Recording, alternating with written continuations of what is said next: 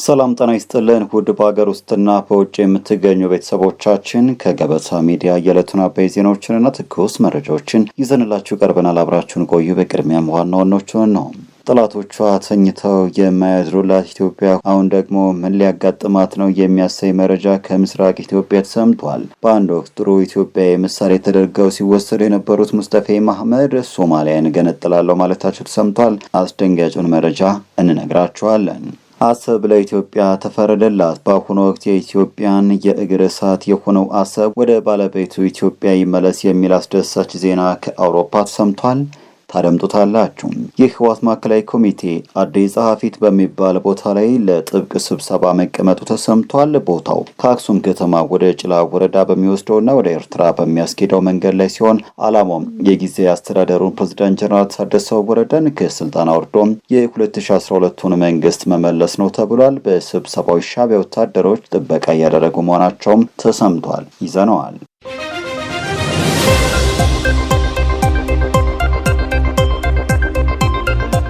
ቻናሉን ሰብስክራይብ፣ ቪዲዮ ላይክ በማድረግ እስከ ፍጻሜው አብራችሁ ልትቆዩም በአኩቴት እንጠይቃለን። ወደ ቀዳሚ ጉዳያችንም እናመራለን። የህወሓት ማዕከላዊ ኮሚቴ አዲስ ጸሐፊት በሚባል ቦታ ላይ ለጥብቅ ስብሰባ መቀመጡ ተሰማ።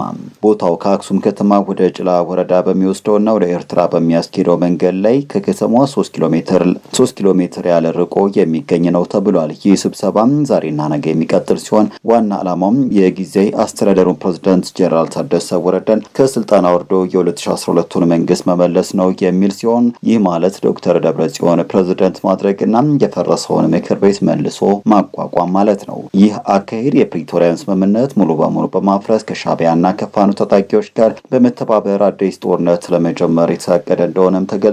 በስብሰባው ላይ ሻዕቢያ ወታደሮች ጥበቃ እያደረጉ መታየታቸው ደግሞ ይበልጥ አስገራሚ ሆኗል። ጠቅላይ ሚኒስትር አብይ አህመድ ከቀናት በፊት የስልጣን ዘመናቸው የተጠናቀቀው የትግራይ ክልል ጊዜያዊ አስተዳደር ፕሬዝዳንት ታደሰ ወረደ ሹመትን ለ1 ዓመት ተጨማሪ ጊዜ ማራዘማቸው ይታወሳል። በአንጻሩ የትግራይ ክልል ጊዜያዊ አስተዳደር ለተጨማሪ 1 ዓመት እንዲቀጥል በፌዴራል መንግስት የተላለፈውን ውሳኔ የፕሪቶሪያውን ስምምነት የጣሰና እውቅና የሌለው ነው ሲል ህወሓት ተቃውሞታል። ይህ የጊዜ ማራዘሚያ ውሳኔ ከህወሓት እውቅናና ተሳትፎ ውጪ የተከናወነ በመሆኑ ድርጅቱ እንደማይቀበለው ማሳውቆ ነበረ። ያለ ጦርነት የማይኖረው ቡድኑ አሁን አክሱም አካባቢም በሻዕቢያ ወታደሮች ታጅቦ ለጥብቅ ውይይት መቀመጡ ታውቋል።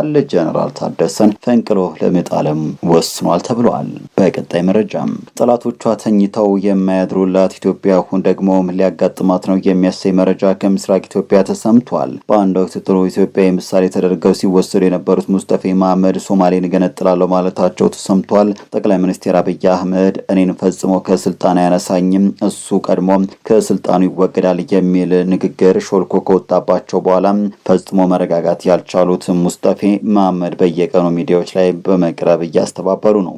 አሁን ደግሞ በሰሜን ባይፈርስ የዩቲዩብ ቻናል ላይ ብቅ ብለው ወያኔ ስልጣን ከያዘ ነው እንገነጠላለን ያልኩት፣ መገንጠል ብንፈልግ አሁንም ማንም አይከለክለንም ሲሉ ተደምጠዋል። ወያኔ ስልጣን ከያዘ ለመገንጠል የተዘጋጁት ሙስጠፌ ጠቅላይ ሚኒስትር አብይ አህመድ ከስልጣን ቢያባረራቸውም ክልሉ እንደሚገነጥሉ ግልጽ ያደረጉ በሚመስል አኳያም በቃለ መጠይቃቸው መሃል ጠቅሰዋል። የሚገርመው ሙስጠፌ መሐመድ ጠቅላይ ሚኒስትር አብይ አህመድ እኔን ከማባረሩ በፊት ከስልጣን ይወገዳል የሚለውን ንግግራቸውን በይፋ አስተባብለዋል።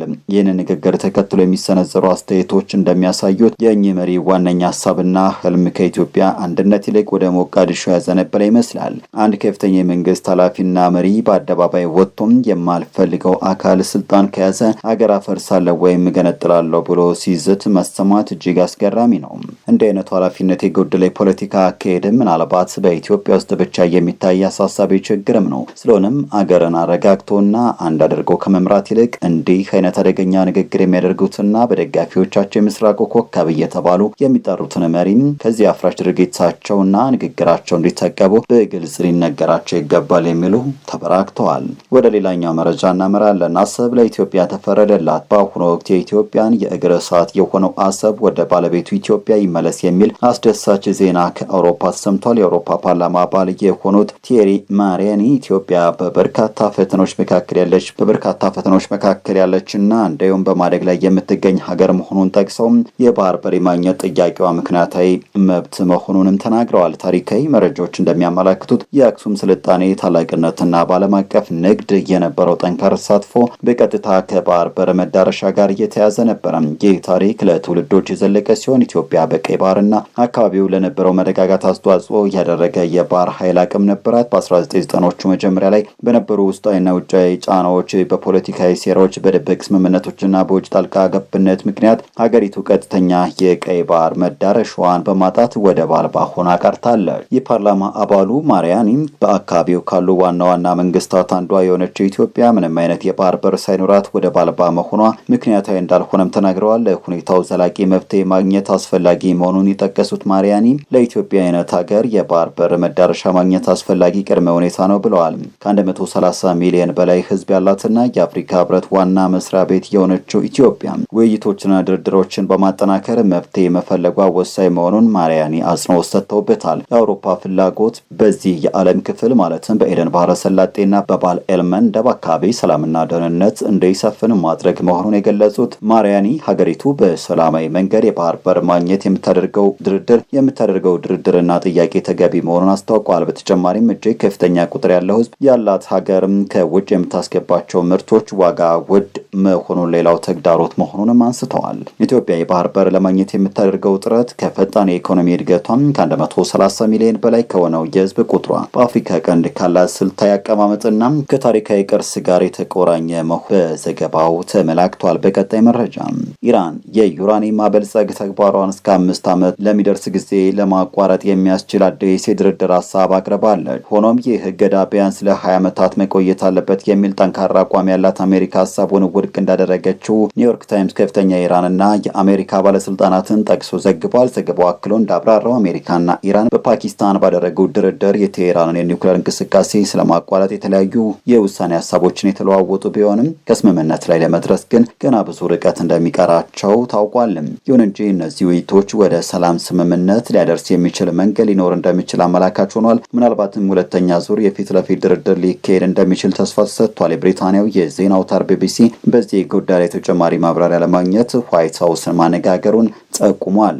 የኢራን የኒውክሌር ጦር መሳሪያ ባለቤት የመሆን ፍላጎት አሁን ላለው ጦርነትና ግጭት ዋነኛ ማጠንጠኛና እንቅፋት ሆኖ የቆየ ጉዳይ ነው። የአሜሪካው ፕሬዝዳንት ዶናልድ ትራምፕ እሁድ ዕለት በሰጡት አስተያየት አሜሪካ ኢራን የኒውክሌር ጦር መሳሪያ ባለቤት እንዳትሆን በጽኑ እንደምትሰራና ይህንንም እንደምታረጋግጥ በድጋሚ ማሳወቃቸው የሚታወስ ነው። እስራኤል ከኢራን ባላስቲክ ሚሳኤል ፕሮግራም ጋር በተያያዘም ከአሜሪካ ይልቅ እጅግ ከፍተኛ ስጋት ውስጥ መውደቋንና ይህም በሁለቱ አጋር ሀገራት መካከል በጦርነት አተያይ ላይ የሰፋ የመጣ የአቋም ልዩነት መፈጠሩን አንድ የቀድሞ ከፍተኛ የአሜሪካ ባለስልጣን ተናግረዋል። የቀድሞ የአሜሪካ የውጭ ጉዳይ ሚኒስቴር የመካከለኛው ምስራቅ ጉዳዮች ረዳት ኃላፊ ጄፍሪ ፌልትማን ለአልጀዚራ የቴሌቪዥን ጣቢያ እንደተናገሩት በኢራን ሚሳኤሎች ዙሪያ በእስራኤልና በአሜሪካ መካከል ያለው የትኩረትና የስጋት መጠን በእጅጉ ይለያያል። አሜሪካና እስራኤል ወደዚህ ጦርነት የገቡት አብረው ነው። ነገር ግን ከጊዜ ወደ ጊዜ የአቋም ልዩነት እየታየ ነው። በዚህም እስራኤላውያን ከአሜሪካውያን ይልቅ በኢራን የባላስቲክ ሚሳኤል ፕሮግራም ላይ እጅግ በጣም ከፍተኛ ስጋት አድሮባቸዋልም ብለዋል። አክሎም ይህ ስጋት በእስራኤል ብቻ የተገደበ እንዳልሆነ ጠቁመው አሁን ላይ የባህረ ሰላጤ አጋሮቻቸውን ቢሆኑ በዚሁ የባላስቲክ ሚሳኤል ፕሮግራም ምክንያት ከፍተኛ ስጋት ውስጥ እንደወደቁ ገምታለሁ። ምክንያቱም አለ ብለው አምነውበት የነበረ የደህንነት ከለላ በተደጋጋሚ ሲጣስና ክፍተት ሲታይበት ተመልክተዋል ሲሉ የቀጠናውን ተለዋዋጭ የጸጥታ ስጋት አብራርተዋል። የቻይናው ፕሬዝዳንት ሺ ጂንፒንግ ደግሞ በመካከለኛው ምስራቅ ሰላምና መረጋጋት ለማጠናከር ያለመ ባለ 4 ነጥብ የውሳኔ ሀሳብ ማቅረባቸውን የሀገሪቱ ብሔራዊ የዜና አገልግሎት ዢንዋ ዘግቧል። ፕሬዝዳንት ሺ ጂንፒንግ ይህንን ሀሳብ ያቀረቡት በአቡዳቢው አልጋ ወራሽ መሐመድ ቢን ዛይድ ጋር ባደረጉት ውይይት ላይ መሆኑን ዘገባው አመላክቷል።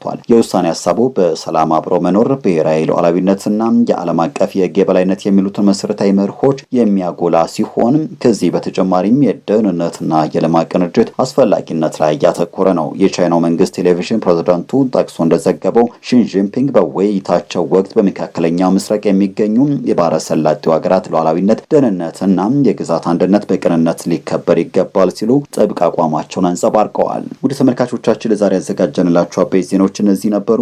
ገበታ ሚዲያን ሰብስክራይብ በማድረግ ቤተሰብ ይሁኑ እያለን ተሰናበትን። ጤና ይስጥልን።